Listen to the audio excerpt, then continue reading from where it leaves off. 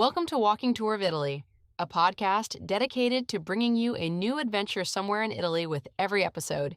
Each week we'll travel to a different destination, from ancient ruins and stunning gardens to fascinating cities, historic landmarks, and hidden gems tucked away across this incredible country. If you're gearing up for your own trip, head over to northstartravelers.com, where you'll find gear recommendations to help you travel smarter, plus a full list of our other podcast shows covering destinations around the world. If you love discovering new places and planning your next adventure, follow the podcast so you never miss an episode. And if you're enjoying the show, leaving a positive review goes a long way in helping others find it. Now let's explore Italy. You are standing in one of the most alive piazzas in Florence. Around you, market stalls press in from every direction: leather bags, scarves, ceramics, souvenirs stacked high under canvas awnings. Vendors call out, tourists drift through, and the smell of fresh bread drifts over from somewhere nearby. It's noisy, it's colorful, and it is the kind of scene that has played out in this very square for centuries. And there, rising above it all, is a plain, rough brick wall. No marble, no ornamental facade, just bare, unfinished stone. This is the Basilica di San Lorenzo. To walk past it without knowing its story is easy to do. The modest exterior gives almost nothing away. But behind that unadorned wall is one of the most important churches in all of Italy. It is the oldest church in Florence. It is the burial place of the Medici family, the most powerful dynasty in Renaissance Europe. And it is a building that changed the course of Western architecture forever. Let's go inside. But first, pause here a moment in the piazza. The market you see around you, the outdoor stalls, the vendors, the energy, is part of a tradition that stretches back to the medieval period. This neighborhood, San Lorenzo, has always been a place of commerce and community. The Medici family thrived here, built their wealth here, and chose this church, above all others in Florence, as their own. That choice would transform an ancient, modest place of worship into something the world had never quite seen before. The story of this church begins even further back than the Medici. In the year 393, almost 17 centuries ago, the very first church on this site was consecrated by none other than St. Ambrose, the Bishop of Milan. At that time, Florence was a much smaller city, and this church stood outside its walls. For 3 centuries, it served as the city's cathedral, the most important church in Florence before that role eventually passed to other buildings. It was rebuilt in the Romanesque style in the 11th century, and then again, and this is where everything changes, in the 15th century, when a banker named Giovanni di Bicci de' Medici made an offer that would echo through history. In 1419, Giovanni offered to pay for an entirely new church. He wanted something worthy of the family name, something that reflected the new ideas sweeping through Florence at the dawn of the Renaissance, and so he turned to a man who was, at that moment, rewriting the rules of architecture, Filippo Brunelleschi. Now step through the entrance, cross the threshold from the loud, sun-drenched piazza into the interior, and let your eyes adjust. What you see before you is the nave of the basilica. Take it in slowly. The first thing you notice is the light, clear, clean, almost mathematical in the way it falls.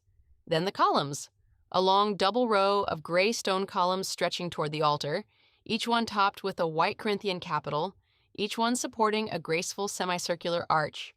The ceiling above the central nave is flat and coffered. The aisles on either side are lower and vaulted.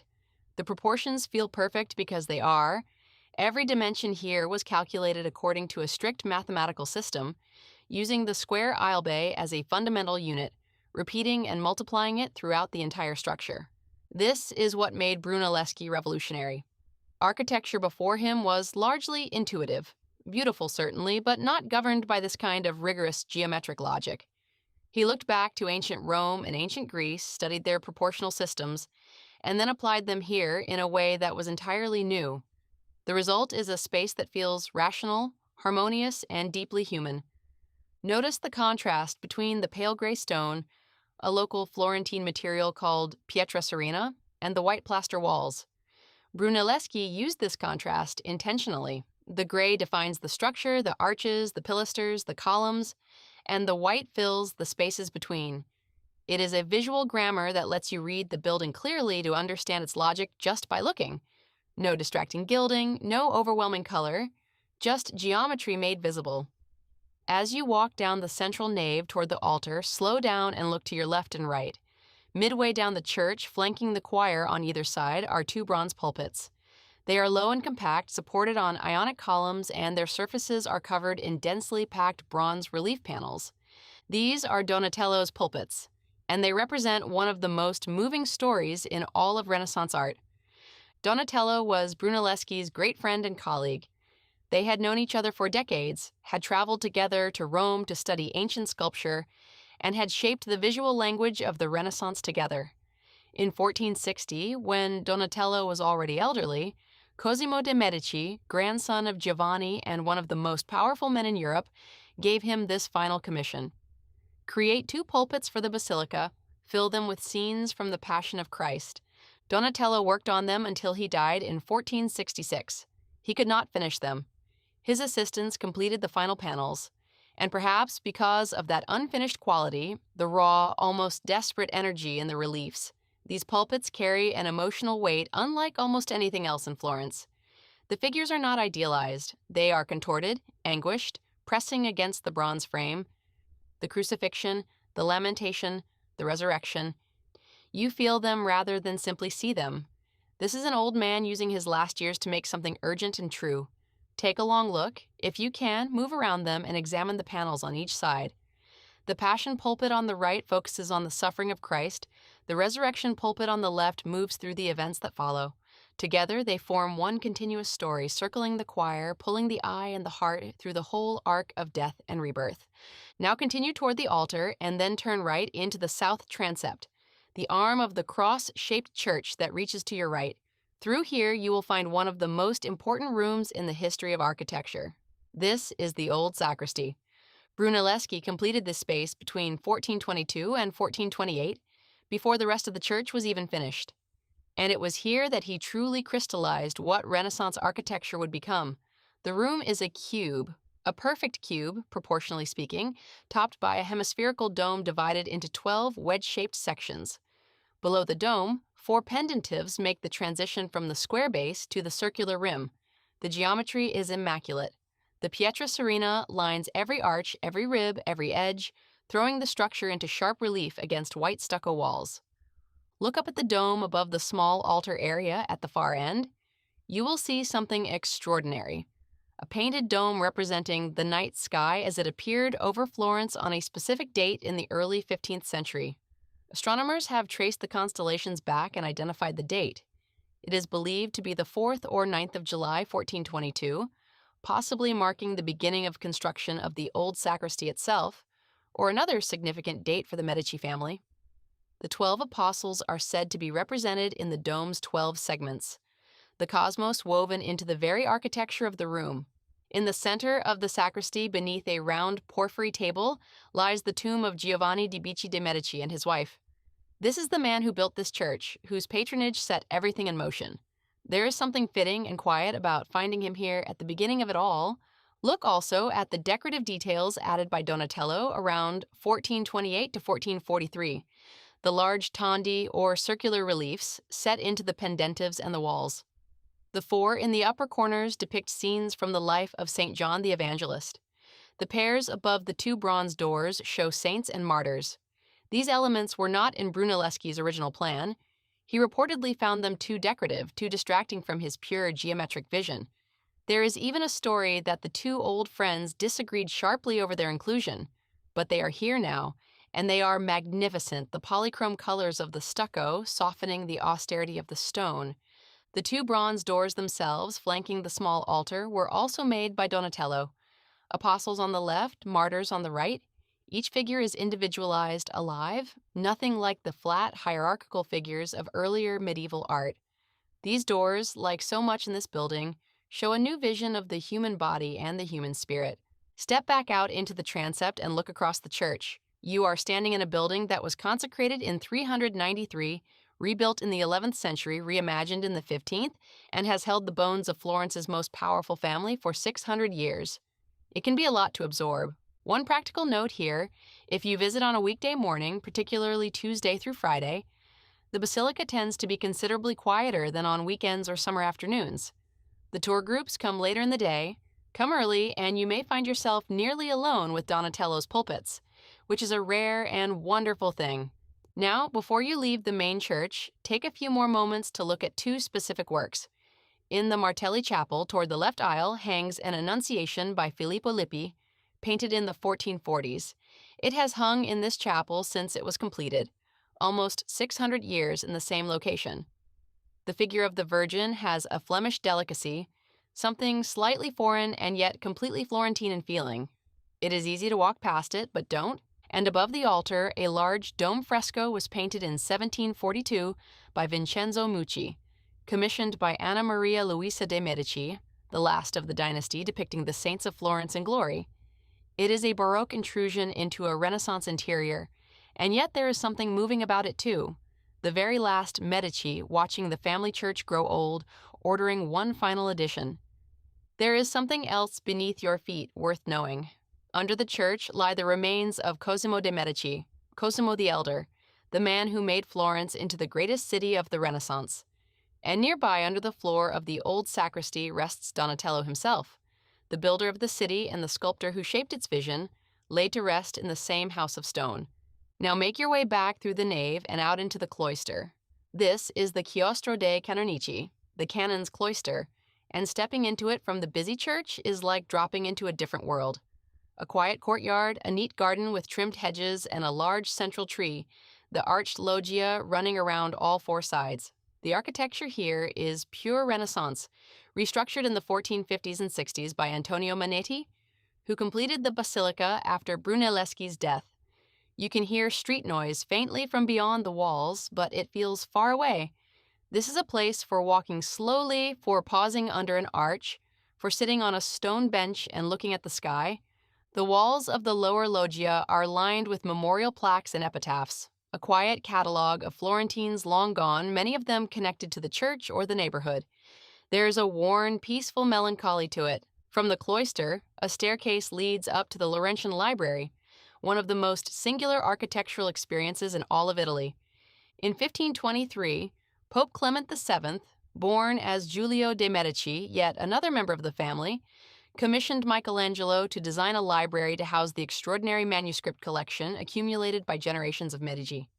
It is one of the largest collections of classical manuscripts in the world, including an 8th century Bible known as the Codex Amiatinus, and the oldest known copy of a great Roman encyclopedia of natural history.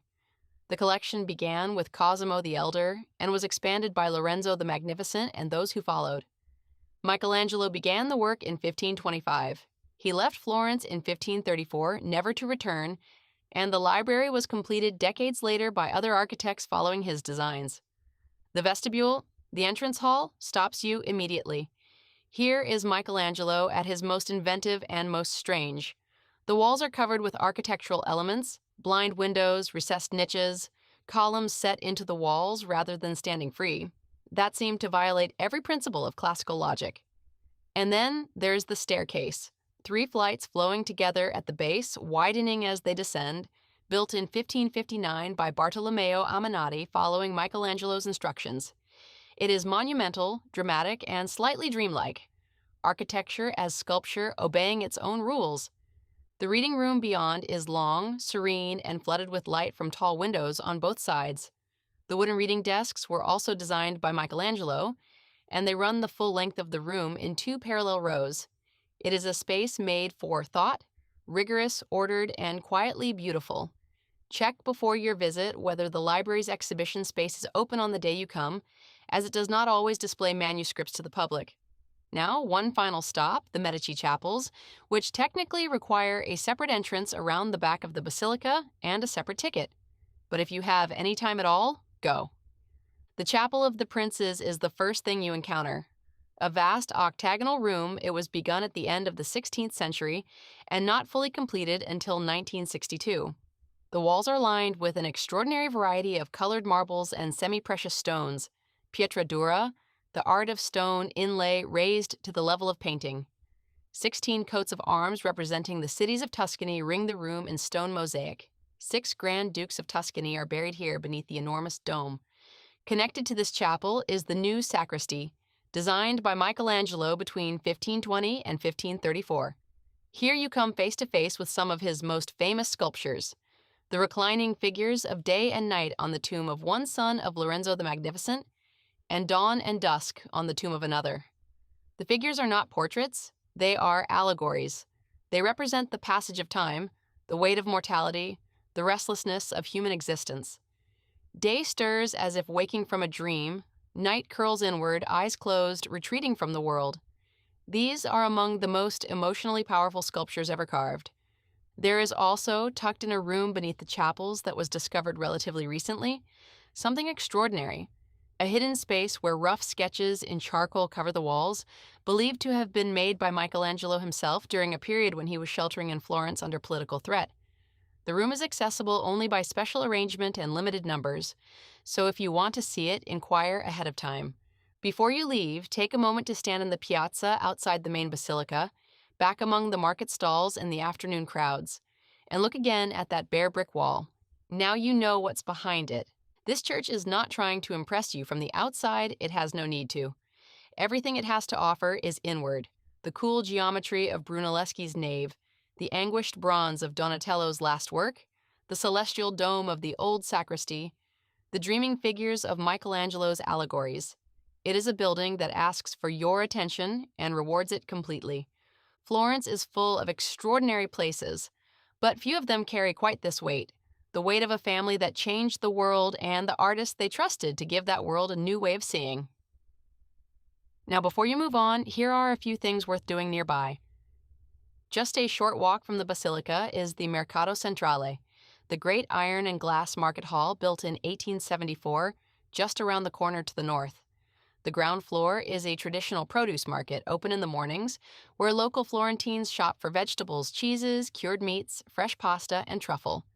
The upstairs food hall is a lively, casual space where you can grab a plate of handmade pasta, a lampredotto sandwich, or a glass of Chianti, and sit at long communal tables surrounded by the buzz of the city.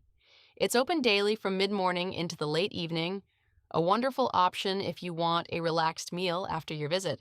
Right on the piazza itself, almost in the shadow of the Basilica wall, is Trattoria Sergio Gozzi, known locally simply as Da Sergio.